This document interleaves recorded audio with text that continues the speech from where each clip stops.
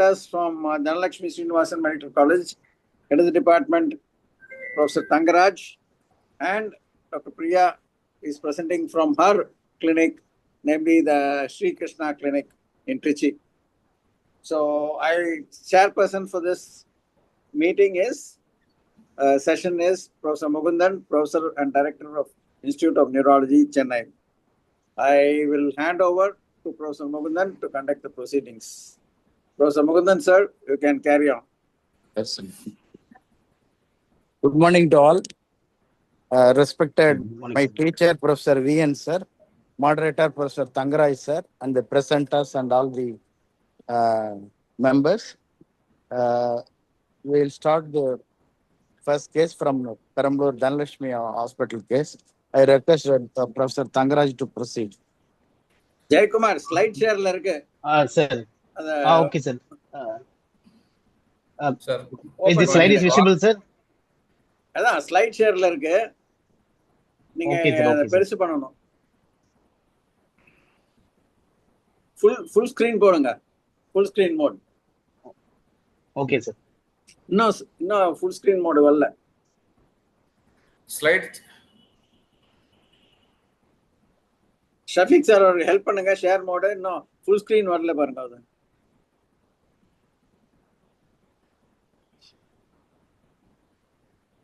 sir, right corner you will be having the full screen mode, sir. Okay, sir. Okay, sir. Jayakumar அது போடுங்க. full screen mode. Yes, sir. Yes, sir. Right hand corner சொல்றாரு. Yes, sir. இப்போ it's okay. Is it okay, sir? Is it okay, sir? Okay, sir. Okay, sir. Yes. Can proceed. Okay, sir. Mohan sir, proceed பண்ணலாம்ல அவரு. Sir, பண்ணலாம் sir. Jay Kumar. Good morning to all. Yes, sir. Yes, sir. First of all, I thank Professor V.N. to give me an opportunity to present this interesting case. So it is going to be one of the interesting case, but we not at 100% diagnostic about this case. So I need your experience and guidance regarding this case. We will go start the case by Jay Kumar. Okay, sir. Myself, Dr. Raj Jayakumar. Hello, sir. Is it audible, sir? Hello, sir. Sir, பாக்கி பேர்லாம் mute பண்ணிடுங்க sir. Shafiq, பாக்கி பேர்லாம் mute பண்ணிடுங்க. Yes, sir. Yes, sir. Yes, sir. I just muting all down, sir. Okay, thank you. Okay, sir. Is it audible, sir? Hello. Yes, you are audible. Yes, sir. You are clearly audible, sir. Okay, sir. Okay, so myself, Dr. R. Jayakumar, Assistant Professor of Neurology from Dhanalakshmi Srinivasan Medical College. I'm presenting one of the interesting case of acute Manon barrel syndrome. I thank Professor Tangaraj sir for giving this opportunity. Coming to the case, a 32-year-old male, a right-handed person, studied up to 10th standard, lorry driver by occupation, hailing from Manachalur, Trichy, presenting with chief complaints of difficulty in using both upper limbs for past 15 days. History of presenting illness, he was apparently normal 15 days back. After his work, he took a small habitual alcoholic drink and he went to sleep. When he woke up in the next day morning, he noted the weakness of both upper limbs in the form of unable to lift the arms and the difficulty in gripping the objects with the hands. He also noticed his right upper limb is more weaker than the left, and he noticed his both upper limbs are flail, hanging on his trunk. The weakness was maximum at the onset and was non-progressive, and also the weakness was static from the time of onset till now for the past 15 days. And no state of weakness referable to the lower limbs, neck or trunk, and no state of twitching or thinning of limbs, no state of diurnal variation or fatigability, no state of cramps or enlargement of muscles. And history of bending sensation in both arms and forearms since the onset of weakness, and there is no history of neck pain or shooting leg pain or shock like sensation while bending the neck forwards, and no history of burning sensation, irritating pain, paresthesia or cordon sensation. And no history suggestive of any higher mental function involvement or the cranial nerve involvement. And no history of swaying or tremors or involuntary movements, no history of ball and bladder involvement, and no history of postural giddiness, palpitation or syncope, no history of fever, no history of preceding fever or the weight loss, no history of rashes or alopecia or non-healing ulcers. And coming to the positive, no history of diabetes, hypertension, bronchial asthma, TB, thyroid or heart disease, No history suggestive of trauma or history suggestive of whiplash injury. No history of recent vaccination or febrile illness or respiratory or GI illness. No history of drug, indigenous drug or the toxin intake. No history of similar type of weakness in the past. Coming to the personal history, he takes mixed diet. Sleep and appetite was normal. Normal bowel and blood habits. He's a chronic alcoholic, taking 160 to 320 ml of brandy per day for the past 6 years duration. Family history, he born out of non-consanguineous marriage, no history of similar illness in the family members. Coming to the summary, a 32-year-old male, a lorry driver by occupation, chronic alcoholic, presented with acute onset non-progressive neurological illness of 15 days duration in the form of asymmetric flail weakness of both upper limbs, right more than the left, the proximal more than distal, along with benign sensation of both upper limbs. And he has no lower limb, facial, neck or trunk muscle weakness, or the ptosis or dysphagia. He doesn't have any higher mental function, cranial nerve, cerebral or extrapyramidal or bowel and bladder or other system involvement. Okay, coming to the discussion, according to the history, it is a case of Ellerman syndrome. Jayakumar, 1 minute. Did he happen to have Yes, this sir. on waking up, or how did it develop? Okay, sir. He went to sleep after taking a habitual alcoholic drink in the night, sir. After waking up, he noticed a maximum weakness at the onset. Okay. Thank you. Maximum the onset and the static from the day of illness till now, sir. For the past 15 days at the time of presentation to us. Okay, continue. Please continue. Yes, sir. Coming to the discussion, it is a case of acute Ellerman syndrome with sensory involvement involving bibrachial weakness. The possibilities are anteronsal, segmental, cervical segmental anteronsal or sensory with the sensory involvement. It could be a possibility of anterior spinal artery infarct, acute because of hyperacute to acute involvement. There is a possibility of vascular involvement. So we thought of anterior spinal artery infarct. The imaging classically shows the oval side, especially involving the anteronsal. And the second possibility is bilateral brachial plexus involvement. The etiological may be idiopathic or immune-mediated or infectious brachial plexitis. And one more entity is hereditary neuropathy with liability to pressure palsy. When the person sleeping in a hyperabducted person with hereditary prone to liable palsy can present with the bilateral brachial plexus involvement. And third possibility is polyradicular neuropathy, the rare form of bibrachial GBS, that is pharyngo-cervico-brachial variant. But there is no progression beyond the 24 hours. So it's unlikely for a Guillain-Barré syndrome or AADP. And one more possibility is human syndrome with cerebral shock. Sometimes patient developed arrhythmias or cardiac arrest because of all-day hot or during a binge alcoholic drink. A patient may develop cerebral hypoperfusion, bilateral AC-NSA watershed infarct, secondary to the cerebral hypotension. Especially it is affecting the supplied by the arm areas in the motor homunculus. A patient may present with acute man-in-barrel syndrome after waking up from the bed. But there is no human signs. Sometimes in cerebral shock there may be a flaccid weakness only there, but still the examination will confirm the further evaluation.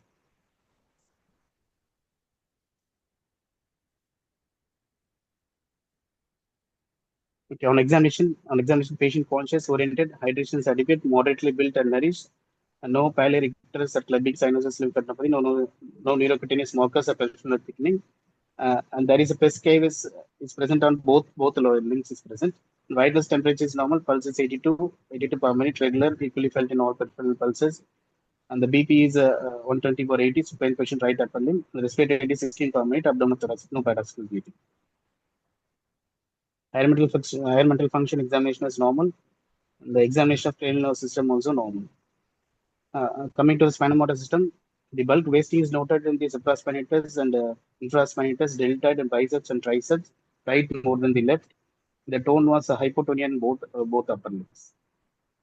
Examination of the power, shoulder flexion, extension, abduction, adduction was 0 on both sides, and the elbow flexion extension was 2 on the right side and 3 on the left side, and the wrist flexion extension was 4- on the right side and 4 on the left side. and hand grip was weak bilaterally. The weakness is more proximal than the distal. Examination of lower limb was normal. Coming to the reflexes, superficial reflexes was intact. Plantar was bilateral flexor, and deep tendon reflex, biceps, supinator, triceps are absent on both sides. And knee and ankle is 2+ on both sides. Coming to the sensory, bilateral C5 to T1 dermatom, there is hyposthesia, dimness sensation for touch and pain. Vibration, joint position was normal. Cortical sensation, autonomic nervous system, everything was normal. Other system examination, CVS, SNST heard, respiratory system normal, abdomen is soft. Coming to the case summary, a 32-year-old male, lorry driver by occupation, chronic alcoholic, presented with acute onset non-progressive neurological illness of 15 days duration in the form of asymmetric flail weakness of both upper limbs, right more than left, proximal more than distal, along with the minimal sensation of both upper limbs.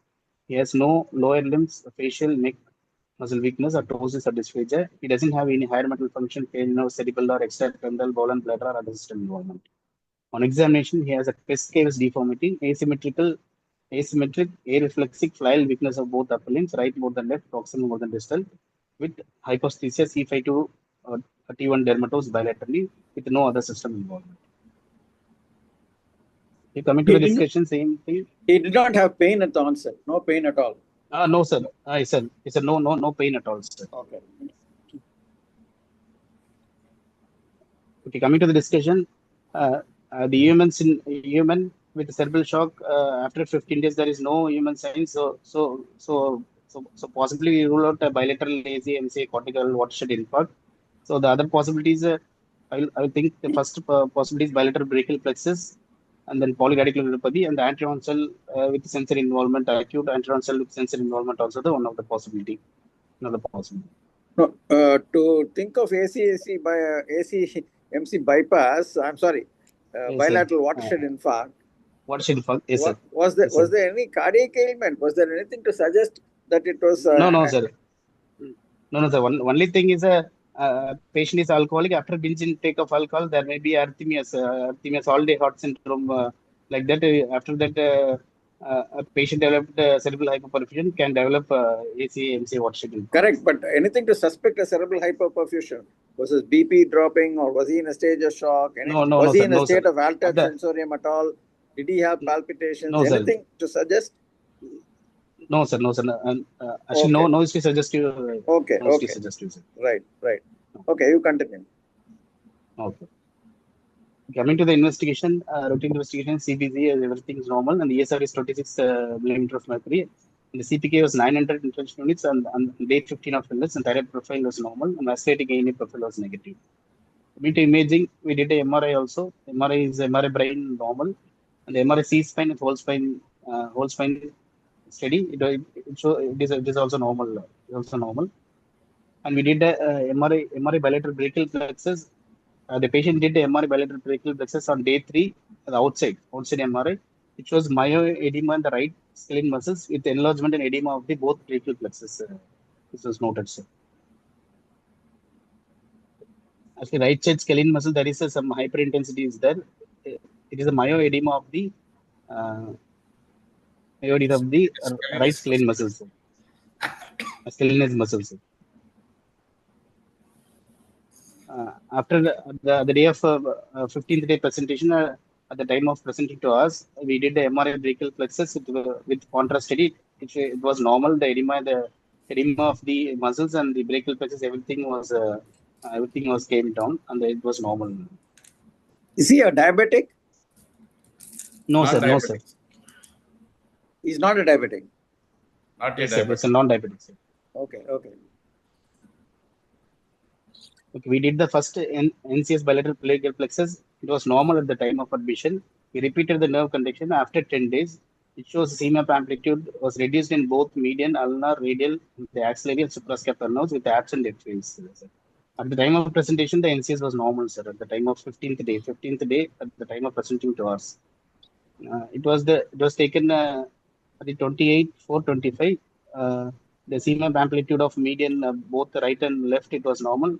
When compared to after 10 days, it was CMAP amplitude was reduced with maintaining nerve conduction velocity and latency. And FA was present on the 28/4, but the FA was absent on the 8/5/25, sir, on the median node. The ulnar amplitude also slightly reduced when compared to the previous nerve conduction study, and the FAs are will be present on both. The radial lobe conduction also there is a significant drop in amplitude when compared to the first NCS and after 10 days of the NCS study. The axillary also amplitude drop is there. Musculocutaneous also the amplitude drop, and the right suprascapular also there is amplitude drop when compared to the within the 10 days interval of the nerve conduction study. And we did a CSF study. The CSF analysis shows ASLR, normal protein and sugar, and no organisms was growth in culture. Lactoferrin MOG and OCT was negative in the CSF study.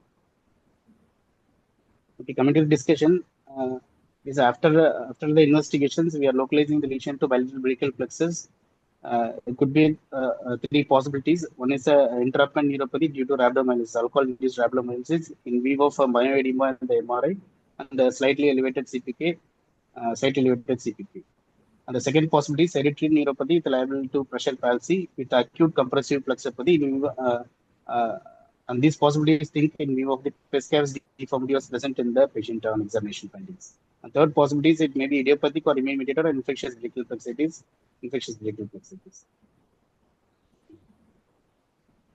Coming to the we searched for the similar cases in the update, and there was a interruptment brachial plexopathy secondary to the alcohol-induced rhabdomyolysis. The similar cases was reported, one in the 2011, one in the 2018. The acute rhabdomyolysis and the brachial plexopathy following alcohol ingestion. An unusual case report of brachial plexopathy following a alcohol-induced rhabdomyolysis. The patient rhabdomyolysis developed during the sleep after acute alcohol binge, and there was no history of muscle trauma, and it was thought to be brachial plexopathy secondary to the direct compression of the plexus from the Solomon muscles of the shoulder girdle. And the similar case, another case was reported, a case of complete bilateral brachial plexus injury from the rhabdomyolysis and compartment syndrome. A 32-year-old male presented with acute complete bilateral brachial plexus palsy due to focal rhabdomyolysis and brachial plexus compression after a night of excessive alcohol methadone ingestion. He has a complete loss of motor and sensory function from the C5 to T1.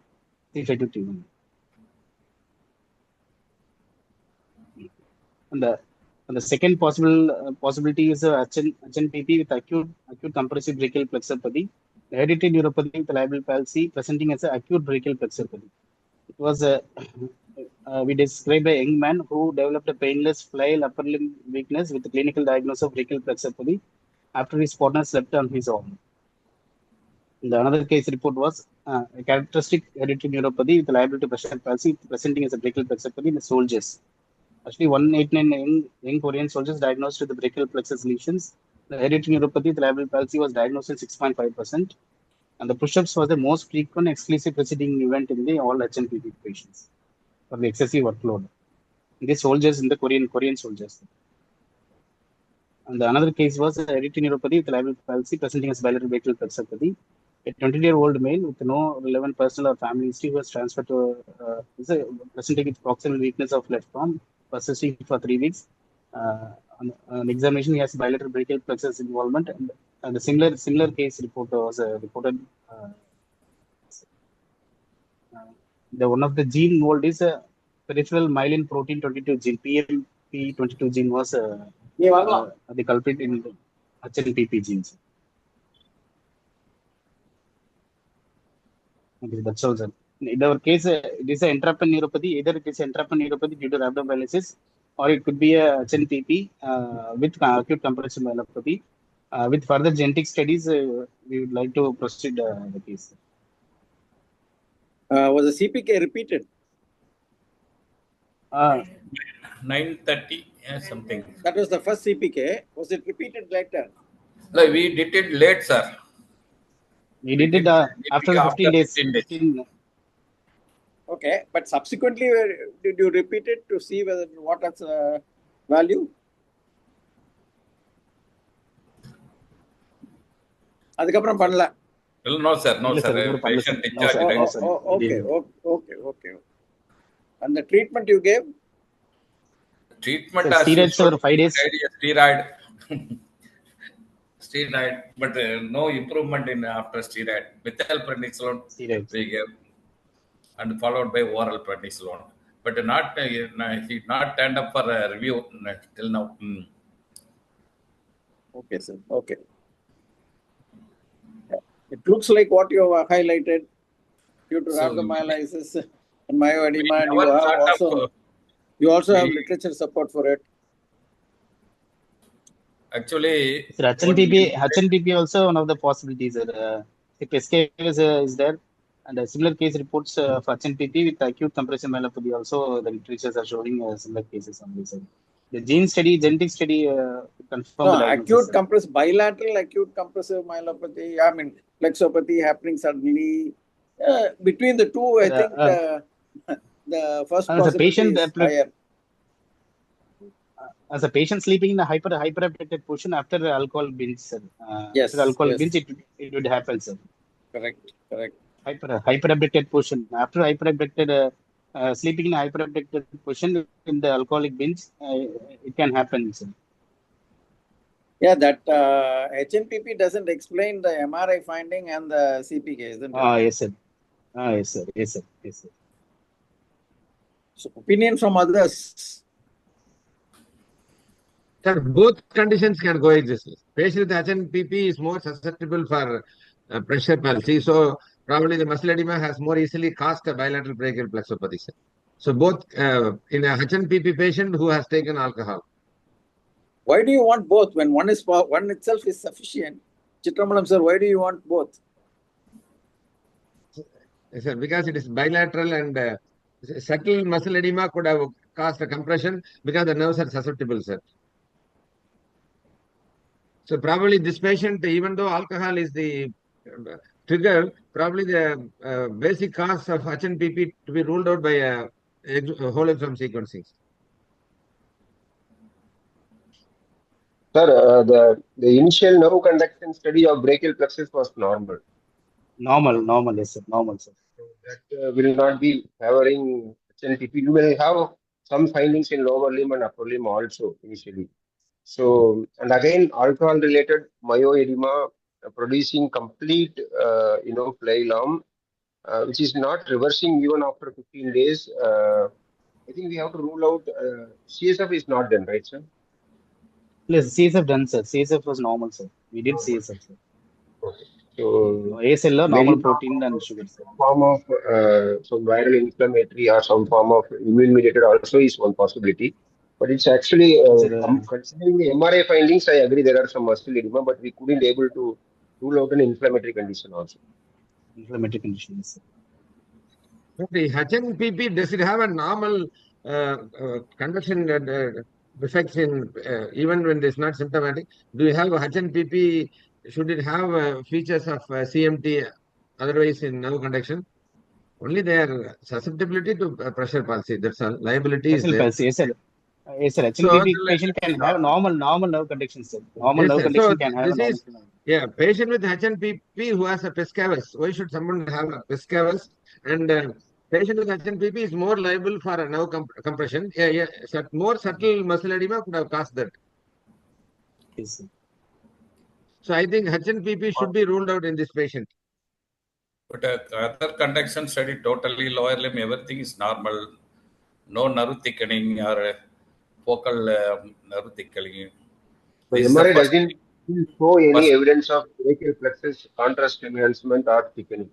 So that's what the concern is. In HNPP, you have some findings of focal nodular swelling of the brachial plexus, just like in neurofibroma. Like Interesting, very interesting. Yes, sir. Goodman is there. So So this It's a genetic study. Genetic study will confirm, sir. Actually, we are not familiar with. There is no more number of cases of HNPP, sir. So genetic study probably will detect to rule out HNPP, sir. Hello, sir. Hello, sir. Hello, sir. Yeah, correct. Hey, Dr. Thirur. Anyone has seen HNPP Go ahead, sir. Thirur, go ahead. Why not? It's bibrachial variant of GBS. Yes, Sorry, sir. why not? Bibrachial variant of GBS. GBS. But Yes, sir. it's a We also hyperacute onset think and like that, sir. non-progressive. Hyperacute onset, non-progressing, sir. On the day 15, the protein was normal, sir. There is no cytoalbuminergic dissociation, sir. The day 15 of illness, there is no protein elevation, and there is no progression after 24 hours, sir. This is against GBS, sir. The one by initially normal health condition had from Jayakumar, Yes, sir. what is the distribution of the myoedema and what are the conditions in which muscle edema happens? What is the distribution in this patient? So right side is Actually, more this page- myoedema. Sorry? They described the first MRI. The patient came with the first MRI. Yes. Right scalenus muscle, there is a myoedema. No, was it confined only to the scalenus muscle? Yes. No other. Yes, sir. No, Yes, sir. More on the right side. none of the scapular muscles, none of the pectoralis, they were all. No other muscle edema noted. Okay. When the patient comes with this clinical symptom, we thought of first idiopathic brachial plexopathy. It was one-sided, isn't it? Right side.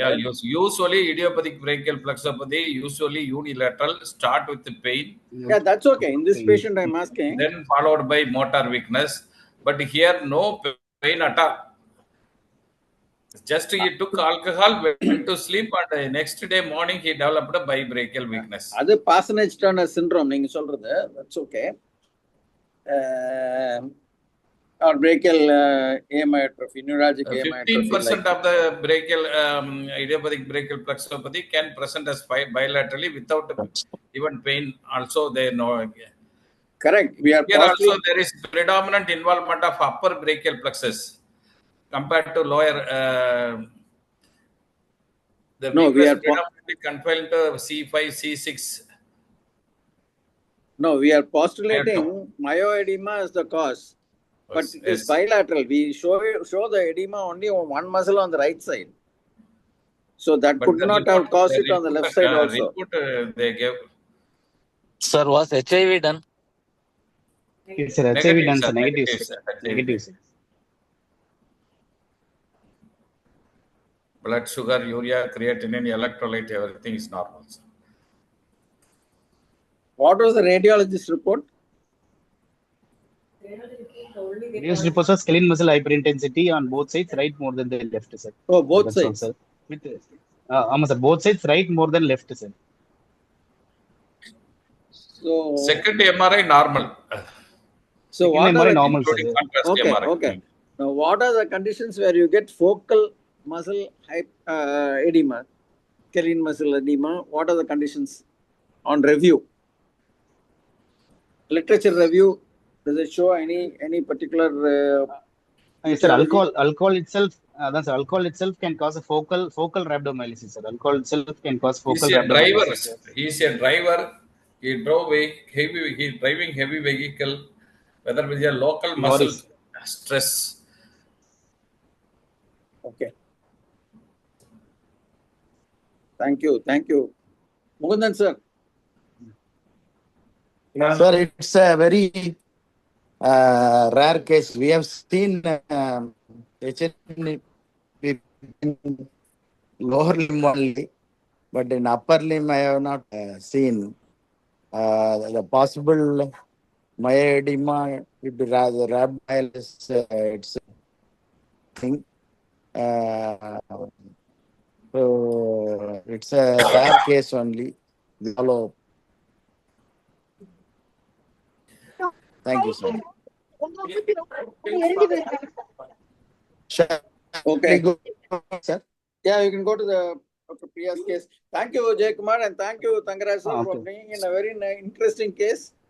As pointed out, one of those rare cases. I have also not come across such a presentation, and many probably have not come across. So it's thank you for highlighting this patient, this case, and alcohol-related rhabdomyolysis causing bibrachial palsy. Thank you, sir. So when you drink barrels of Thank you, alcohol, sir. you can develop a man in barrel. That is the end of it, sir. Thank you, Mr. Malam.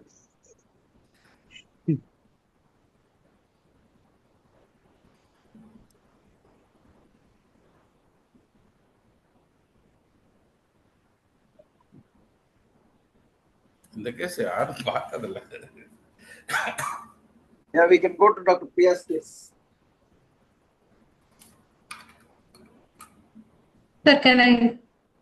Yes, please. Good Chairperson, morning. can Dr. Priya start?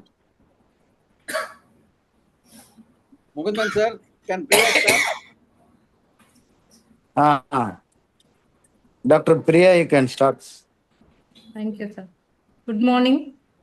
I would like to thank Professor Vigan sir for giving me this opportunity and thank Professor Mugundan sir for chairing the session. I'll share my presentation.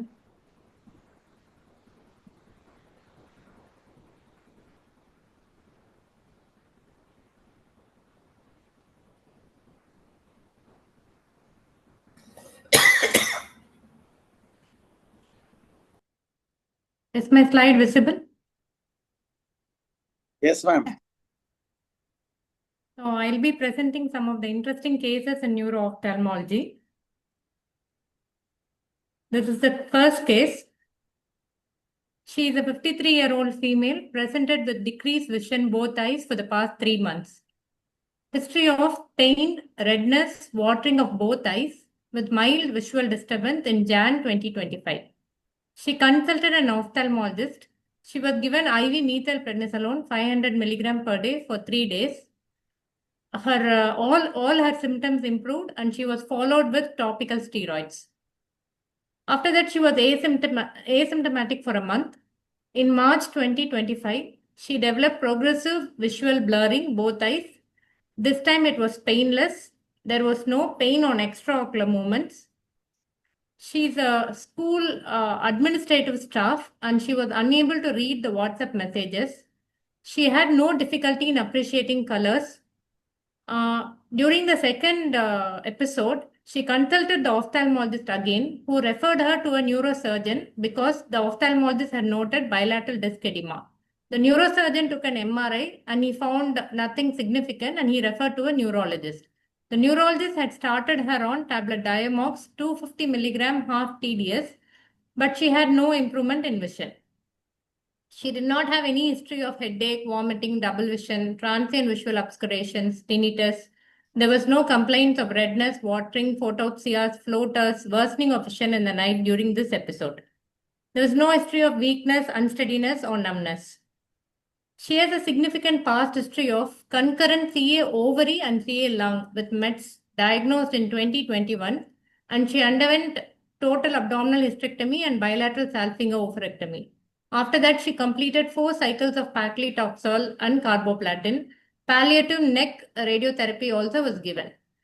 Both her intensive chemo and radio was completed 2 years ago, and she is presently on nivolumab monthly cycles, 31 cycles completed. There's no history of diabetes or hypertension, no history of joint pain, rash, fever, or vaccination preceding the illness. Coming to the examination, her BP is 130/80. She is conscious, oriented, high mental functions are normal. Pupils are equal, reacting, there is no RAPD. Vision is 6/12 in both eyes. Her color vision is normal. It was tested by Ishihara's plates. It was normal. Fundus showed bilateral disc edema, no hemorrhages or exudate. Extraocular movements were normal. Rest of the cranials were normal. Motor, sensory, cerebellar examination were normal. This is the visual field.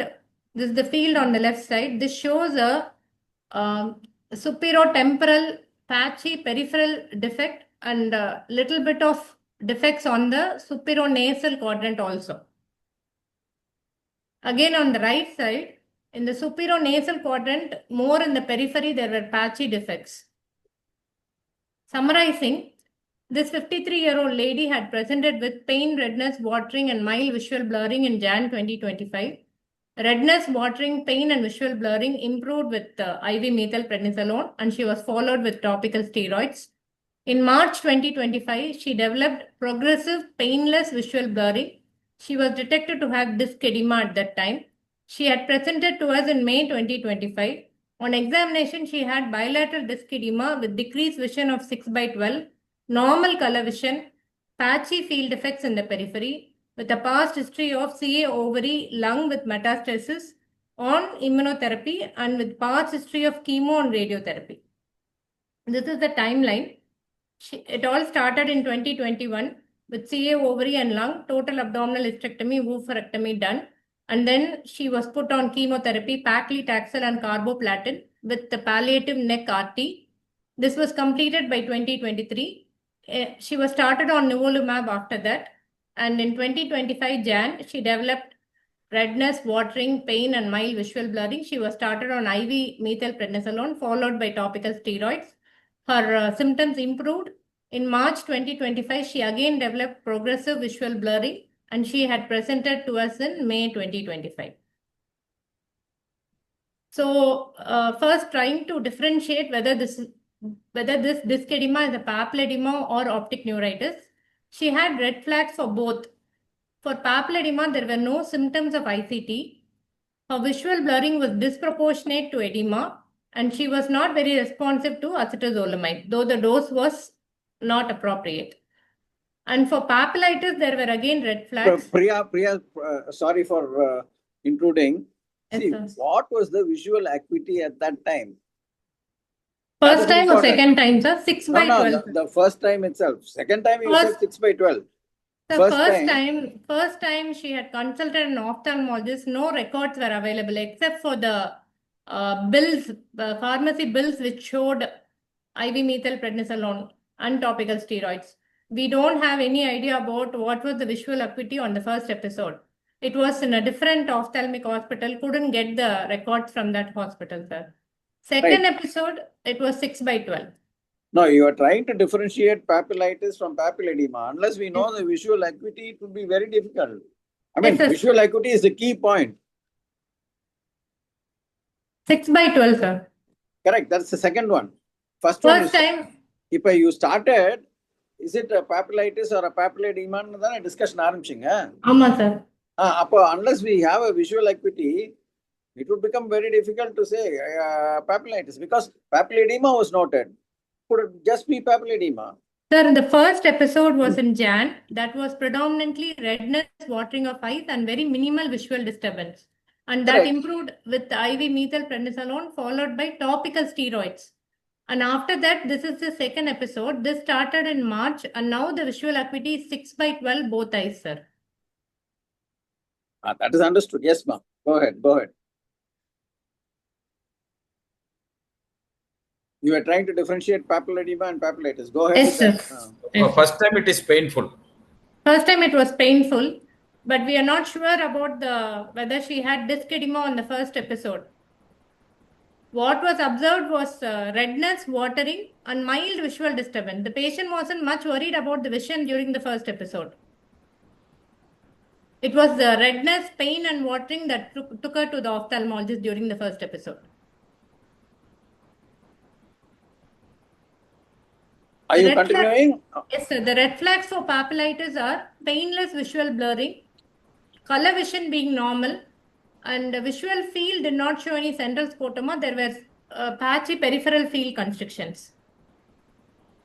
So with this, thinking of what could be the conditions that could involve the optic nerve associated with malignancy, leptomeningeal metastasis can cause infiltrative optic neuropathies, but they happen with different kinds of malignancies like leukemias or lymphomas. Sometimes toxic optic neuropathies can present with the decreased vision, especially with platins and taxanes. Our patient had received both, but the timeline was very different. There is no clear temporal association. And also thinking about the paraneoplastic optic neuropathy, the tumor seems to be in remission. So it looks a little less likely, but usually the paraneoplastic optic neuropathy may be associated with involvement with other neurological domains like cerebellar ataxia, peripheral neuropathy, etc., though they can occur in isolation as well. One interesting literature evidence was NMO spectrum disorders can be associated with malignancy. Several case reports of paraneoplastic NMO spectrum disorders with anti-aquaporin antibody positives have been reported. And lastly, the radiation optic neuropathy. This is unlikely because the patient did not receive any cranial radiation. Priya, again, Yes, sir. sorry for intruding. See, nivolumab is a checkpoint inhibitor, am I right? Yes, sir. And show me your timeline again of the problem. The symptoms started after nivolumab, am I right? Yes, sir. So it is very likely a checkpoint inhibitor induced symptoms, both PAPs as well as the whatever other visual symptoms is. Because checkpoint inhibitors can cause optic nerve involvement, I mean, including papilledema. Okay. You go ahead. So the blood investigation showed normal counts, ESR, CRP, blood sugar was normal, renal function, liver function, thyroid function tests were normal, B12 levels were normal, AC levels were normal. This is the OCT of ONH, which showed bilateral disc edema. The OCT of macula showed edema of both macula. The arrows point to the macular edema. And VEP done showed increased P100 latency on the right side, 114, and left side was 116. Amplitudes were slightly low. On the left it was 4 and right was 3. MRI brain with contrast was normal except for the small Fox meningioma on the left side. And PET CT was done in Jan 2021. Did not show anything much significant. There was a suspicious lesion in the right parietal lobe as pointed by the arrow, but that was not seen on the MRI, so it was considered as insignificant. CSF was done mainly to rule out any infiltrative or infectious cause. So CSF showed no cells, protein and sugar were normal. CSF opening pressure was normal. AFB gram stain was negative. Culture showed no growth. Cytology was negative for malignant cells. So ANA was weakly positive. NMO and MOG antibody were negative. So she was treated with IV methylprednisolone 1 gram OD for 3 days. It was followed by oral steroids. She made very good recovery in vision and resolution of disc edema and macular edema was present. Patient was suggested to avoid ICIs. What is ICI? Sir, you have already told, sir. Oh, it's immune checkpoint inhibitors. You have already broke the suspense, sir. No, I just want to know ICI. Yes. Okay. Thank you. Go ahead. So post-treatment OCT ONH showed resolution of edema and macular edema was completely gone. So ICIs are nothing but immune checkpoint inhibitors. Nivolumab is one among them, and this is a case of nivolumab-induced optic neuritis, as said by Professor VN.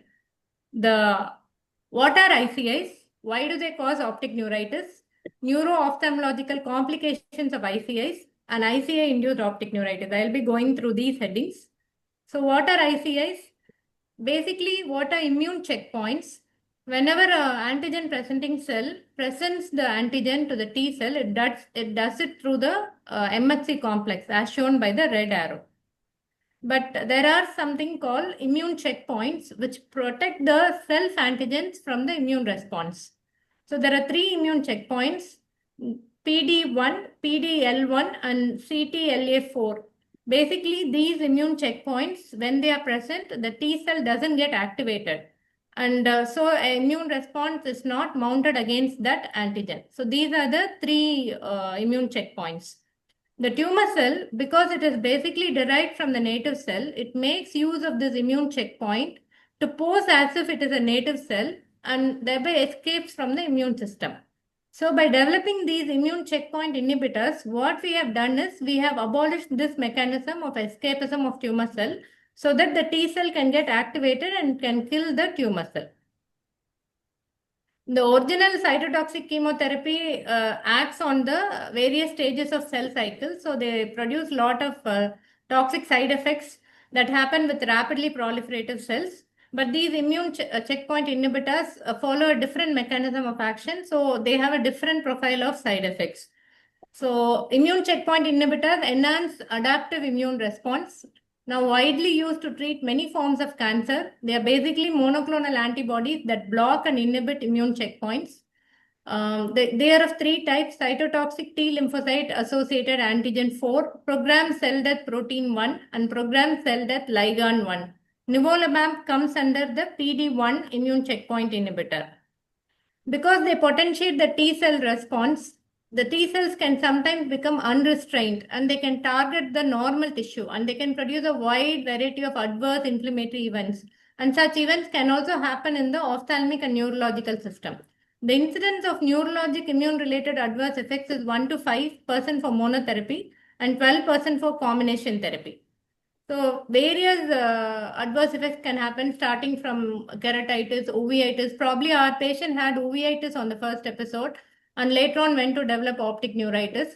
So even myasthenia, inflammatory orbitopathy, giant cell arteritis can occur.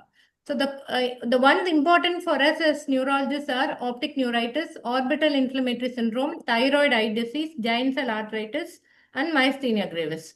So still the questions of why the patient presented as painless visual blurring and why the color vision was still retained and why the visual defects were very patchy was still to be answered.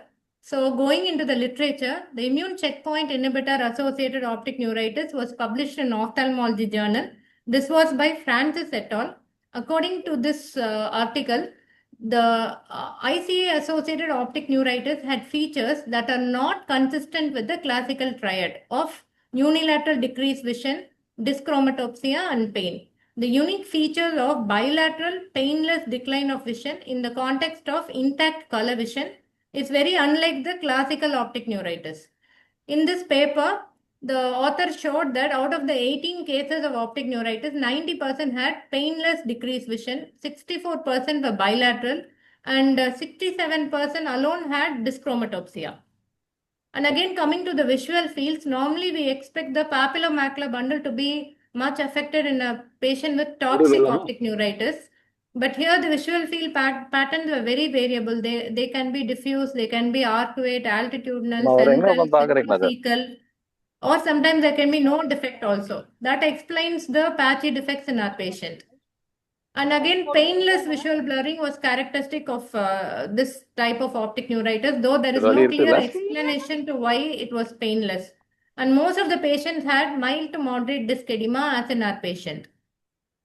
So conclusions of this paper were ICA-associated inflammation on the ocular structures are extensive, can be profound, including optic neuritis.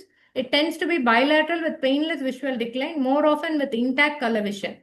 Typically occurs within 4 cycles of ICA therapy, but they have the potential for late occurrence as in a patient because of, especially in the case of monotherapy, the occurrence can be late. Visual fields and MRI can be useful diagnostic tools. Visual field patterns can be variable, not necessarily restricted to central defects. Systemic steroids have the potential to retain or improve the vision. In refractory cases, IVIG, Plex, rituximab can be used. Priya, Yes, sir.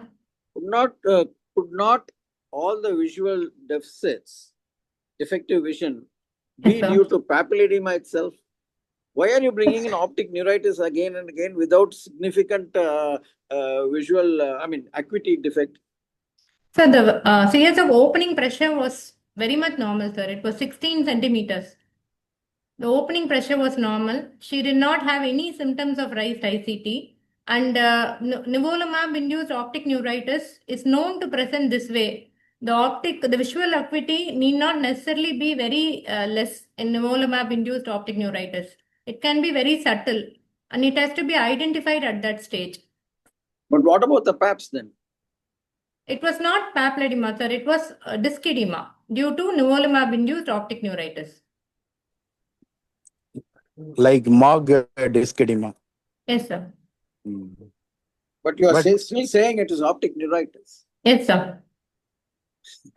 Yes, this is again Normal this is a color case vision. which this again teaches that we can't give just like that give Diamax and steroids for all patients. That is again another lesson to ophthalmologists and some neurologists also. Any optic nerve swelling give steroids and give Diamax. That should be also be another lesson from this case, sir. What was the ophthalmologist's opinion, Priya? Sir, ophthalmologist was really perplexed with the disc edema. They had referred to me saying that the patient is progressively losing vision, but the disc edema is not that severe for her to lose this much vision. But her color vision is normal and the fields are also erratic. So we don't know really what this is. That's why they referred to me, sir. Progressive visual loss என்றாங்க ஆனா visual acuity வந்து reasonably good. Visual அக்விட்டி அவங்கள பொறுத்த வரைக்கும் அவங்களோட day to day activities அவங்களால பண்ண முடியல sir. She is a staff working in a school and she is not able to do her routine activities. That's okay. Blurring of vision, there was watering of the eyes, redness of So the that eyes. watering, blurring all was only in Jan, sir. That improved with steroids. After that, she never had any watering or redness. The second episode started in March. That was when the disc edema was detected. So what is the first time she responded to steroids? The first time, we don't know what the ophthalmologist initially diagnosed her, but looks like it was But they gave a case steroid, of patient uveitis. improved. It But was a they case gave of steroid, patient improved. probably they thought of uveitis, sir. I'm not sure, sir. I couldn't get the Any record. ophthalmologist coming across any disc edema, they give steroids. They don't even make a big diagnosis. They start IVIG, they start methylprednisolone 1 gram, 3 to 5 days they give, then only they send to anybody. So not that they make a specific diagnosis and give steroids. They just give steroids for all. Yes, sir. சிற்றம்பலம் அது மாதிரி Yes, ஒரு sir. blanket statement சொல்ல முடியாது. No. Not many ophthalmologists when they find a disc edema immediately start steroids. Some Yes, may sir, do they- it, but not. Yes, sir, they do an MRI and they rule out a tumor. That's all, sir. They rule out a big SOL, then they give steroids. 99% of the ophthalmologists. I don't know. They pass it on to the neurologist as it has been done. They pass it on to the neurologist. Unless But they feel it is an optic neuritis, I have not seen the ophthalmologist starting them on steroids. Maybe it differs. I don't know. Sir, nowadays more and more cases of IIH diagnosed with the MRI without doing their simply reporting it is idiopathic intracranial. சரி பரவாயில்ல ஐஏஹெச்க்கு steroid போடுறது இல்லையே. They don't start them I on am not steroids. telling this case. I am not telling this case. This case was probably given steroids for uveitis, sir, because she was on topical steroids for a month. Nobody gives topical steroids for a case of disc edema. Yes. And patient had severe pain, redness, and watering. These three things don't happen in normally in the case of papillitis: redness and watering. Pain, okay, but redness and watering. So probably the first episode was a nivolumab-induced uveitis. Correct. Maybe yes. Papillitis also produce painful vision loss. But redness and Watering. watering was there, sir. Severe redness. She complained of severe redness, sir. When I specifically asked whether there was any visual disturbance, she said yes, the vision was slightly disturbed. But her main history was that it started with redness and watering. That's what she herself came out and said. So maybe that was a case of either orbital inflammation or uveitis because she was put on topical steroids. Good, Priya. Thank you. You were about to start the second case. Yes, If sir. with Mukundan, okay for her to Sir. start the second case? Unless there are more comments on this. We'll go to the second case. The second case is a 65-year-old male with bilateral drooping of eyelids for the past 3 days, right more than left. History of double vision present, horizontal double vision, more for distant objects. He was not sure about the direction of diplopia. History of fatigability and diurnal variation were present. There was no difficulty in chewing, swallowing, articulating, no limb weakness. History of acral malignant melanoma, stage 2B in left thumb, diagnosed in Jan 2024. He also had coexisting TB adenitis. He was on ATT. On nivolumab, 200 milligram per day every 2 weeks, completed 3 cycles so far. On examination, he has bilateral asymmetrical ptosis, right more than left. Fatigability was present. Extraocular movement showed bilateral adduction and left abduction weakness. Pupils were equal reacting. Vision was normal. Single breath count was 32. Arm rise test showed no fatigability. No other focal neurological deficit. So this is the patient showing bilateral asymmetrical ptosis, right more than left. On gaze to right, there was mild adduction restriction on the left eye. On gaze to left, there was adduction restriction on the right eye and abduction restriction on the left eye. So it's a 65-year-old man presented with bilateral ptosis, double vision, fatigability, diurnal variation. Patient is on ICI nivolumab. So we already know the diagnosis from the past experience. Acetylcholine receptor antibody was high, 3.69. The history was very short. It was only 3 days. He already had come with PET, which was suggestive of few skeletal metastases. This is a biopsy report showing caseating granulomatous lymphadenitis, the reason why he was on ATT. The creatinine kinase level was high, 803. RNS showed mild decremental response in right orbicularis oculi and both orbicularis oris. No decremental response in limb muscle seen. Investigation showed normal blood investigations. CBC, blood sugar, RFT, LFT, thyroid functions were normal. MRI brain, he had already come with an MRI to me, that was normal. CPK was 803. ECG was normal, echo was normal. So the diagnosis is already clear. It's a case of nivolumab-induced myasthenia gravis, MGFA class 1. I'm presenting this case mainly for the therapeutic challenge. How to treat ICA-induced myasthenia? Is the management different from a classical case of ocular myasthenia? I would like to know from the audience if anybody had a similar experience and had managed a case of nivolumab-induced myasthenia.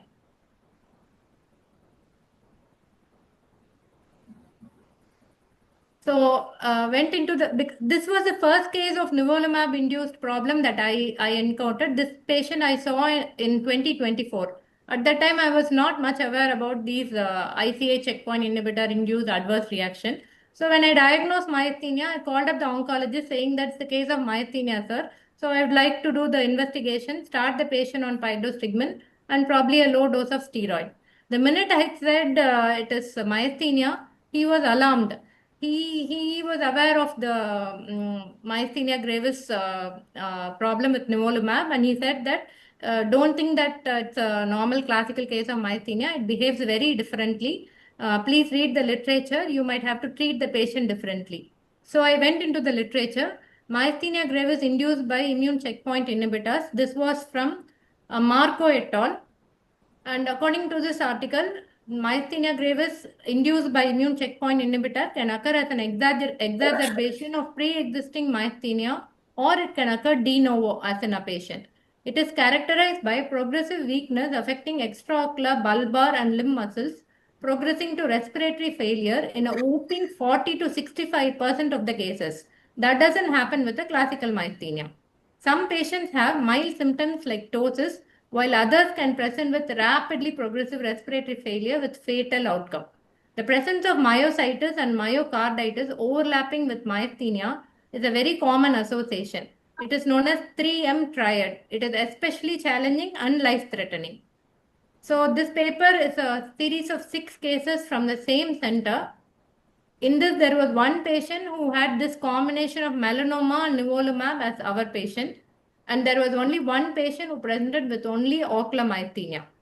Now the challenge was whether to treat him only with steroids or to give him immunoglobulin. This patient with ocular myasthenia was treated with only steroids. The rest of the patients required a combination of steroids and other treatment like IV immunoglobulin or Plex. The problem was death was reported in 4 out of the 6 patients. That was really terrifying. So according to this paper, the immune-related myasthenia gravis is much different from classical myasthenia gravis. Isolated ocular presentation is less common. Usually they progress. Association with thymoma is not there. They can be associated with myositis or myocarditis. In our patient, the CPK levels were high. Anti-acetylcholine receptor antibodies may be positive. MuSK is usually negative. RNS may or may not be positive.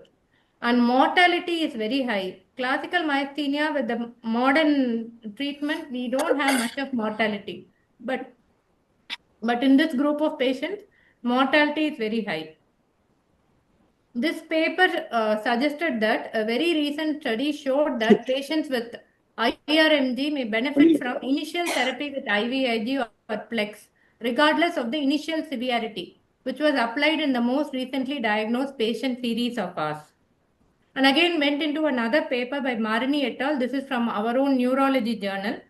This is a case series collected from multiple centers. So there were 58 myasthenic patients in this. They had used only steroids in 33%, and in 45% they had combined steroids with other immunomodulatory treatment. And again here, death was reported in 28%. So this is the opinion-based management algorithm by Zubair et al. In this, they had suggested that in MGFA class 1 ocular myasthenia, steroids alone can be used. Again, they had given a classification called severe ocular myasthenia. They did not quantify what is severe ocular myasthenia, and they had suggested that both steroids and IVIG should be used here. So I really didn't know how to manage this patient. I basically wanted to try IV methylprednisolone and probably see what is happening and then add on immunoglobulin. We sat with the relatives. We explained them this is iatrogenic effect of nivolumab and the course can be stormy. We said that we'll keep the patient in the hospital, start him on IV methylpred and see if it's worsening. We also explained them that sometimes steroids can worsen the clinical features of myasthenia. The relatives were not willing to take any risk. They were willing for IV immunoglobulin. So nivolumab was stopped. Tablet pyridostigmine was started. Prednisolone was started as tablet, 50 milligram OD. And immune-related myasthenia and its prognosis was explained in detail to the family. Family was willing for IV immunoglobulin. So IV immunoglobulin was given for 5 days. He had a very good response to IV immunoglobulin. He improved over 2 to 3 weeks. He was started on mycophenolate mofetil and steroids were tapered over the next few months. A repeat AChR antibody came negative after 6 months. He was stopped. Mycophenolate was stopped and he is asymptomatic at present.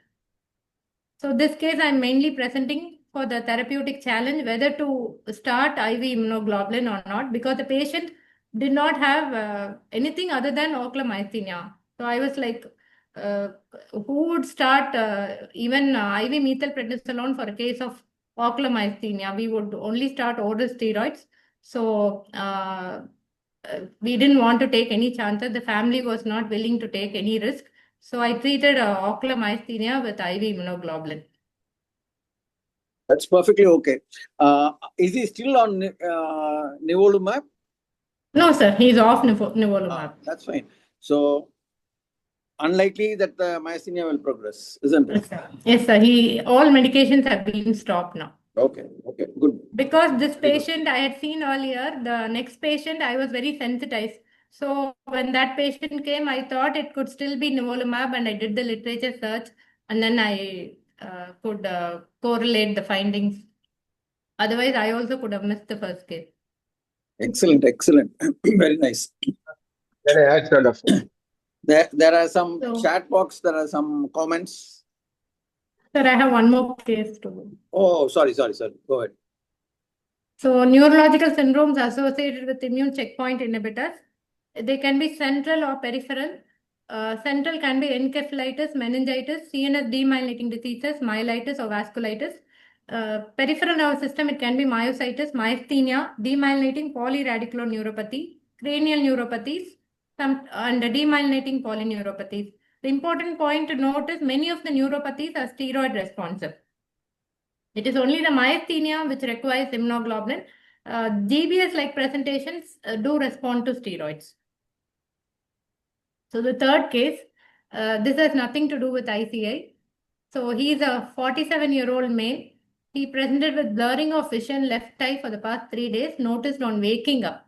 Difficulty perceiving colors in the left eye. He had no pain or he did not have any pain on ocular movements.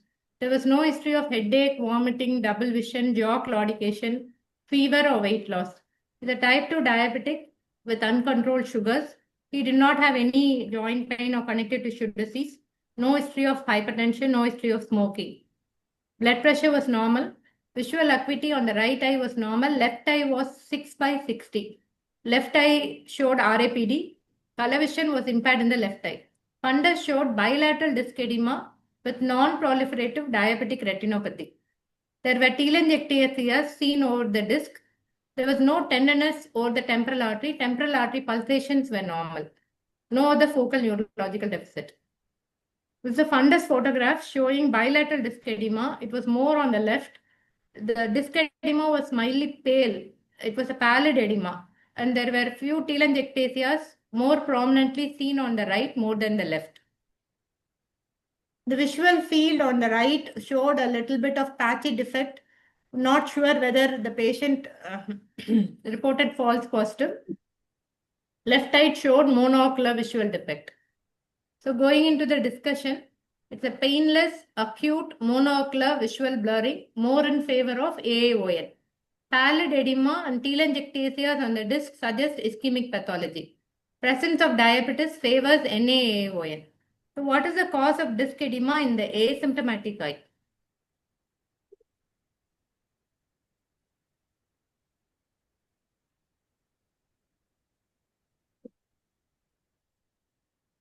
And asymptomatic eye visual acuity? Normal, sir. 6/6. So went on to investigate. Blood sugars were high. HbA1c was 11. Lipids showed hyperlipidemia. CBC ESR was normal. CRP was normal. Renal functions normal. Thyroid functions normal. ACE levels normal. ANA negative. Sorry. Did MRI brain with contrast, which was normal. Because of bilateral disc edema, did a CSF pressure was normal. CSF analysis was normal. So this is the OCT. In the OCT, we can see that there is bilateral disc edema more on the left than the right. And this is the FFA. In the FFA, there was delayed filling and delayed leakage on both sides. This was the FFA report. That was more in favor of NAAON. VEP was normal on the right, left was not obtained. NMO antibody was negative. This case was somewhere in 2014 or 13. MOG was not routinely done during those days. So what is the diagnosis? What is the cause for disc edema in the right eye? Left eye, it looks like a NAAON. But what is the cause for disc edema in the right eye? Diabetic papillopathy, right side. Correct. So diagnosis is diabetic papillopathy right plus NAAON in the left eye.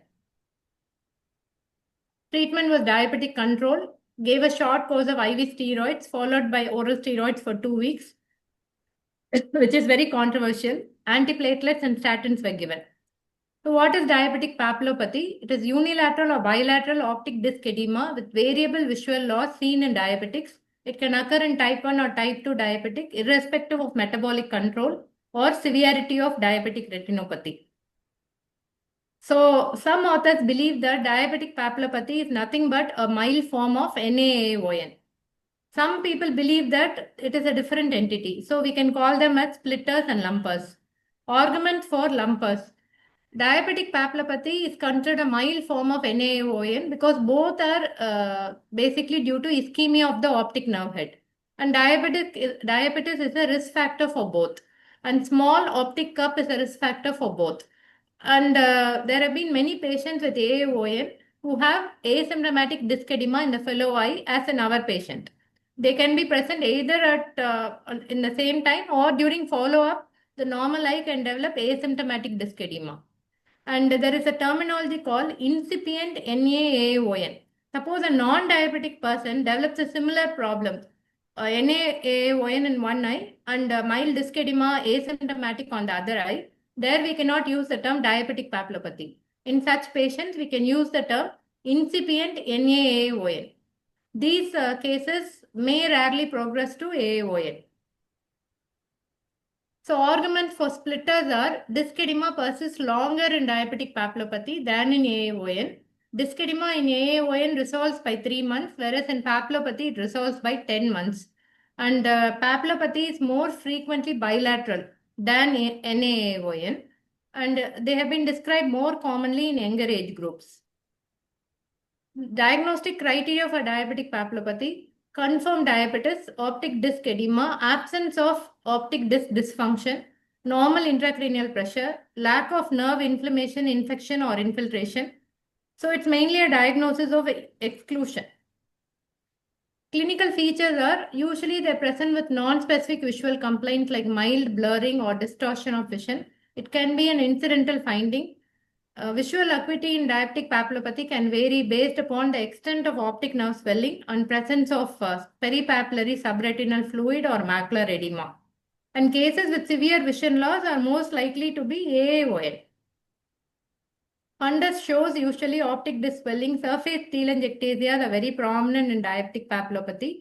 The vessels on optic disc are radially distributed in diabetic papillopathy as against random pattern of distribution in neovascularization. Disc edema can be, usually it is bilateral. Macular edema can be a comorbid finding. So treatment of diabetic papillopathy, disc edema can resolve in few months without any treatment, and there need not be any visual impairment. So no treatment is known to prevent subsequent vision loss from NaON or diabetic retinopathy. Some clinicians would treat with steroids based on anecdotal evidence. Periocular intravitreal steroids have been used in the past. Intravitreal anti-VEGF have been used in diabetic papillopathy. Coming to NaON treatment, we should avoid hypotension, particularly nocturnal hypotension. This should be avoided by giving nocturnal antihypertensives. Discontinuation of drugs like phosphodiesterase 5 inhibitors like sildenafil, amiodarone, interferon alpha. Secondary prevention is mainly by controlling the risk factors and probably adding aspirin. Optic nerve decompression has been shown to be not useful and may be harmful to the patient. There is no randomized control trial to support the steroid use. It is very controversial. But at the end of the day, there is no proven effective for AAON. We just cannot say the patients that there is no treatment and you have to live with a blind eye. Steroids have been used in various studies and have been shown to reduce disc edema. The Indian ophthalmologist Sohan S. Haira has investigated systematically the role of steroids.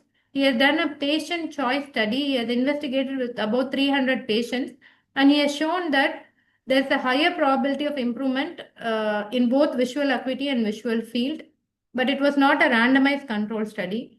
So the decision to use steroids should be made after risk-benefit analysis and after explaining the patient that we are not sure about the outcome. And this may be used when the vision is really low, less than 20/70, or if the patient is monoocular.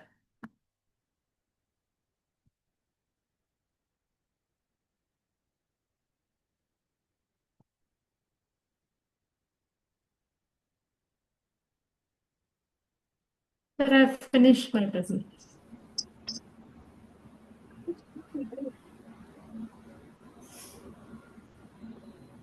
Sir, VN sir. Yeah, VN sir. Sir, any comment, sir? Chitram, sir. Satish.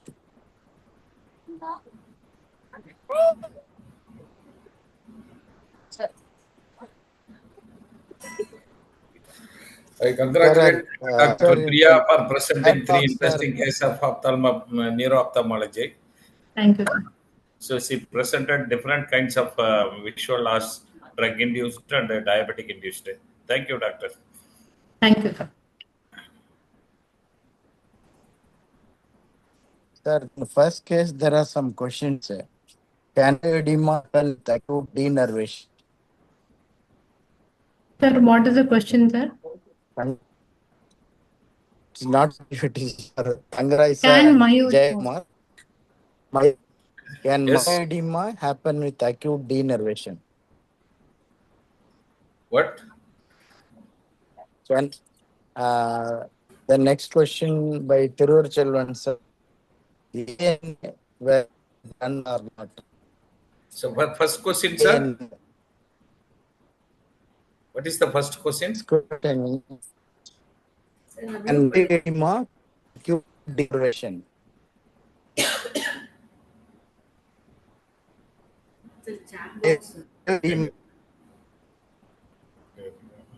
edema with acute denervation? Probably it is a entrapment like neuropathy. I think the muscle edema which produce entrapment of brachial plexus, that may be the possibilities, which results in axonopathy. Okay. Then antibody was not in this. Audio not clear. AN is negative, sir. AN negative only, sir. Then for Dr. the question Actually, Arun, sleep app. Yes. Actually, Dr. Priya.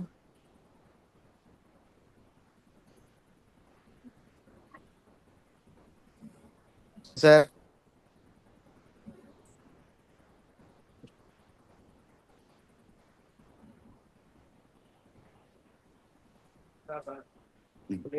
Bag.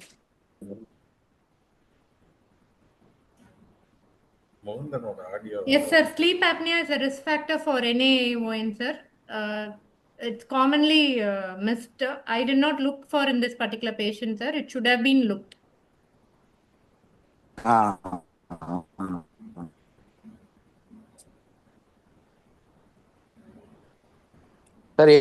Sir.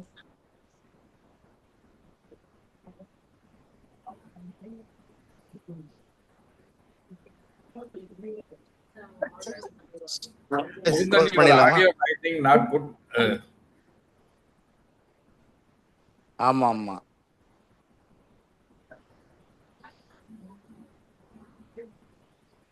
Madam, I just want to ask one question, madam, from I am Dr. Mehandan. I used to attend an oncology hospital very regularly, but as you have pointed out, several cases of melanomas have started living like this. Yes. And after the advent of this immune checkpoint inhibitor, a lot of MABs have come. All these MABs, in the interest of our enthusiasm of treating these patients, I used to feel that we forget the primary pathology. After all, you showed in the second case in the melanoma, I had a case of gastrointestinal melanoma with typical anti-renal manifestation. They even suspected I was referred as a case of motor neuron disease. And patient, of course, we gave steroids, we gave IVIG and all, but patient did not improve. But I generally told them melanoma has such prognosis is bad. So that is how, though the patient does not improve, we were able to satisfy ourselves. What is your opinion on that, madam? About the paraneoplastic manifestation, sir? Yes, madam. Paraneoplastic in the sense that the patient had melanoma operated. Even before that, he started having anti-onset manifestation. And of course, there was no much fasciculation, but he had typical neurogenic pattern, bibrachial diplegia, and he had fibrillating tongue, or the wasted fibrillating tongue, and he had dysphagia also. And he had typical feature of ALS, but reflexes were depressed. And he is a chronic diabetic also. Not very much. And then he was on monoclonal antibody. He was living even after surgery. And of course, MABs and all, he was living for a few years. But even then I said that prognosis is not very good. Can we call it as paraneoplasm? Because it is along with the, of course, it was not before the malignancy as it was along with that. But it is a second case of melanoma which I had like that. Interesting case. Melanoma as such, prognosis not that good. Okay. So your patient with melanoma novelum. My patient with melanoma had he improved very well. He has improved very well. I was surprised with that. No, so which my patient is probably a drug-induced problem, sir. So probably it was iatrogenic. It was not because of melanoma per se. It was probably because of nivolumab. So that's why he has improved. And your oh, patients are probably because of melanoma per se. The antibodies are probably paraneoplastic. So what generally happened to paraneoplastic syndromes don't do that well. Normally paraneoplastic syndromes. that's what we have seen. Most of the time they don't improve very much in spite of the costly treatment. Yes, sir. And then they all know very well that melanoma as such prognosis not that good when compared with other malignancies. When the report comes as melanoma, we are always perplexed. We are always worried. So this patient, when he was so good after that. So I thought that what happened to the melanoma? Melanoma is still on chemotherapy, sir. They have started him on some other form of chemotherapy because immunotherapy didn't work for him. They have switched over to some other form of chemotherapy, sir. But he's doing well. Thanks to the. That is what is surprising. Yeah. Yeah. Probably the drug has acted well. Yeah. Well, thank you very much. Thank you. Thank you.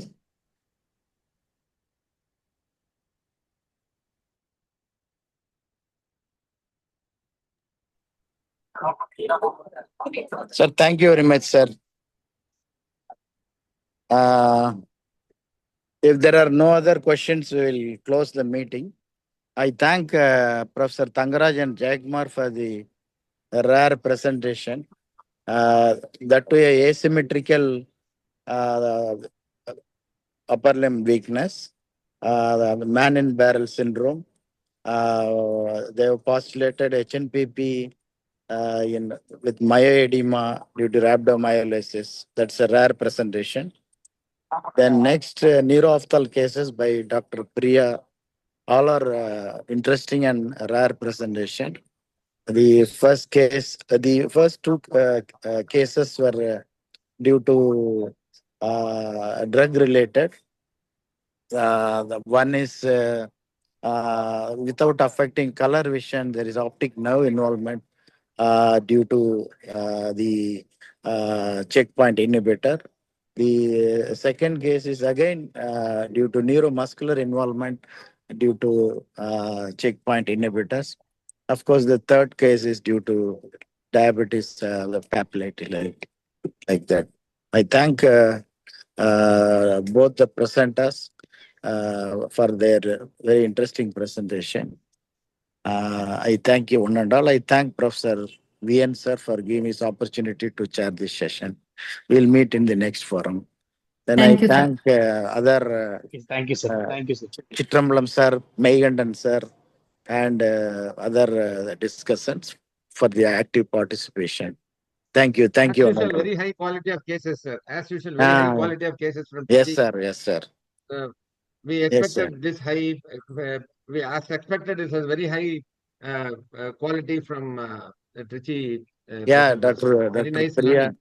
Yes, sir. Yeah. Priya, as usual, the quality is like our MIN as expected. Wednesday meeting. Yes, yes, yes. Yes, yes. So, thank you, sir. and the other Dhanalakshmi case was also very interesting. Very interesting, unusual Yes, case. yes, yes, sir. Yes, Thank yes. you, sir. Thank you. Thank you, Chitrambalam, sir. Sharing also was very interesting. Thank you, sir. Thank you. Thank you, sir. Thank you.